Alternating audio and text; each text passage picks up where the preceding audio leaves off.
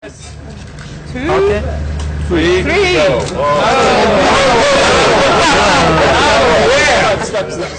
And you have a lot of challenges ahead.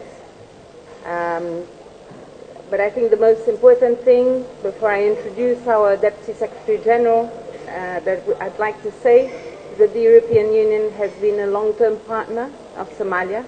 We have been here throughout the last 25 years, the very difficult times, and we intend to continue to be your long-term partner.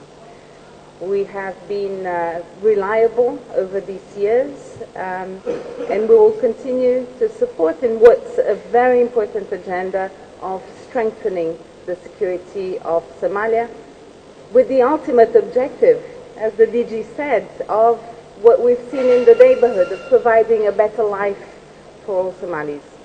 EU waxyaabaha ay halkan ka qabatay oo Wazaarada Gaashaandhiga ay u qabatay waa wax macno weyn ku fadhiya macnana u sameyn doona Wazaarada Gaashaandhiga